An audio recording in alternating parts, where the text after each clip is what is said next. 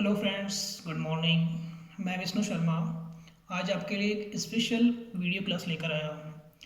इस क्लास में हम बात करेंगे कि भाषा कौशल किसे कहते हैं, भाषा कौशल कितने प्रकार के होते हैं और कौन कौन से होते हैं। साथ ही हम उनके क्रम की बात करेंगे कि भाषा कौशल का क्रम क्या होता है। इसके साथ ही हम चर्चा करेंगे कि मारिया मोंटेसरी ने भाषा कौशल का जो क्रम है वो क्या बताया था।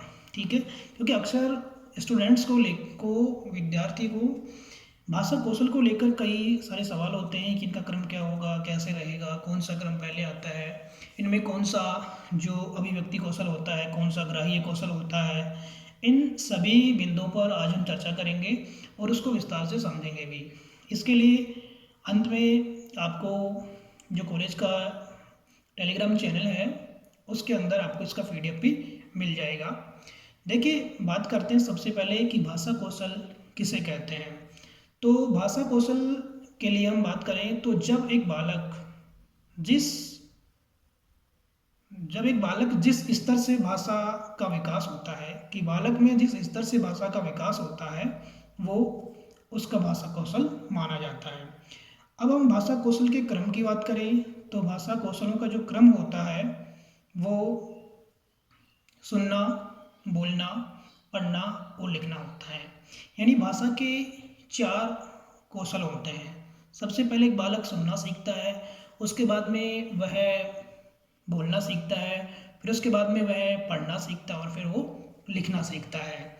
तो इसको अगर देखा जाए इंग्लिश में तो LSRW के नाम से भी जाना जाता है। यानी सबसे पहले लिसनिंग, उसके बाद में वो स्पीच करेगा, उसके बाद में रीडिंग करेगा, देन उसके बाद में वो राइटिंग करेगा। इसलिए इसको शॉर्ट में देखा जाए तो LSRW के नाम से भी जाना जाता है। अब हम बात करें हिंदी में तो सुनना सबसे पहले होगा, फिर बोलना होगा, फिर पढ़ना होगा और फिर होगा लिखना। तो ये जो 4 क्रम होते हैं, चारों जो भाषा कौशलों का जो क्रम होता है इसी प्रकार से होता है। इसमें भी क्या होता है कि 2 जो कौशल होते हैं वो होते हैं ग्राह्य कौशल और 2 होते हैं अभिव्यक्ति कौशल।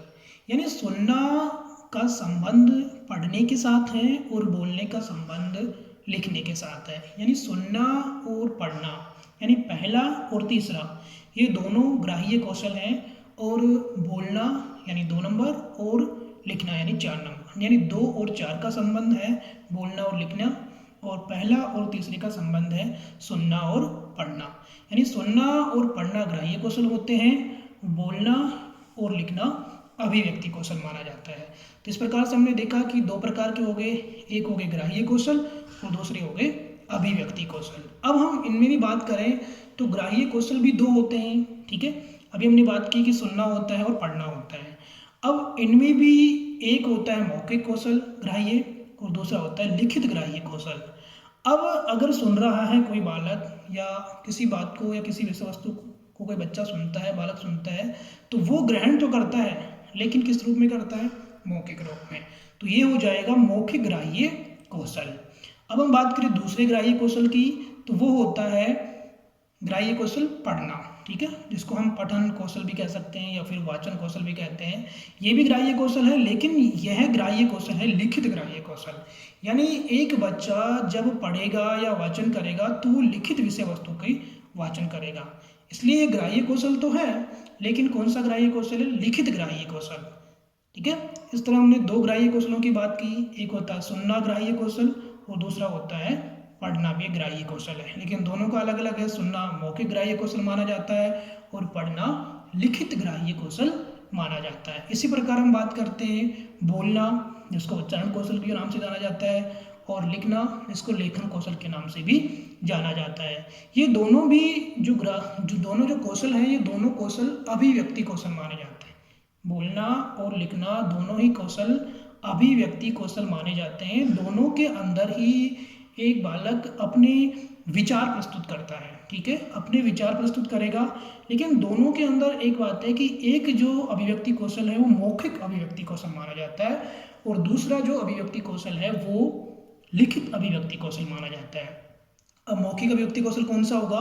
तो जो बालक कभी भी अपने विचार प्रकट करता है, प्रस्तुत करता है, तो वो होगा मौखिक अभिव्यक्ति कौशल। ठीक है, इसी प्रकार यदि कोई बालक लिखित रूप में अपने विचारों को प्रकट करता है तो वो अभिव्यक्ति कौशल होगा, लेकिन कौन सा होगा? वो होगा लिखित अभिव्यक्ति कौशल। यानी कौशलों की बात करें, हम कितने कौशल पढ़े हमने? कौशल 4 होते हैं, सुनना, बोलना, पढ़ना और लिखना। अब इसमें भी हमने दो अलग कर दिए, दो का अलग ग्रुप बना दिया। पहला हो गया ग्राह्य कौशल, इसमें सुनना और पढ़ने को हमने शामिल कर लिया, यानी पहले का संबंध तीसरे से और दूसरे का संबंध चौथे से, और बोलने का संबंध हमने किससे कर लिया? लिखने से। यानी पढ़ना और लिखना ग्राह्य कौशल होता है, और बोलना और पढ़ना, सुनना और पढ़ना ग्राह्य कौशल होता है, बोलना और लिखना अभिव्यक्ति कौशल होता है। ठीक है, और इसमें से हमने देख लिया कि सुनना जो ग्राह्य कौशल है वो मौखिक ग्राह्य कौशल है, और पढ़ना जो ग्राह्य कौशल है वो लिखित ग्राह्य कौशल है। इसी प्रकार हमने अभिव्यक्ति की बात की थी, तो अभिव्यक्ति भी दो प्रकार से हो गया, एक लिखित अभिव्यक्ति कौशल जिसमें बोलना आ जाता, वो मौखिक अभिव्यक्ति कौशल जिसमें बोलना आ जाता है, और लिखित अभिव्यक्ति कौशल जिसमें लिखना आ जाता है, लेखन कौशल आ जाता है। तो देखिए, अगर आपसे पूछा जाता है कि भाषा के कौशल कितने होते हैं, तो 4 होते हैं। भाषा के कौशलों का क्रम किस प्रकार रहेगा? तो सुनना, बोलना, पढ़ना और लिखना रहेगा। लेकिन कई बार ये पूछ लिया जाता है कि मारिया मोंटेसरी के अनुसार भाषा के कौशलों का क्रम क्या है? तो देखिए, मैं आपको बता देना चाहता हूँ, मारिया मोंटेसरी जिन्होंने मोंटेसरी पद्धति दी, ठीक है, वो खेल विधि मानी जाती है। इसमें इन्होंने क्या किया कि भाषा की जो कौशल हैं उनका थोड़ा सा क्रम परिवर्तन कर दिया।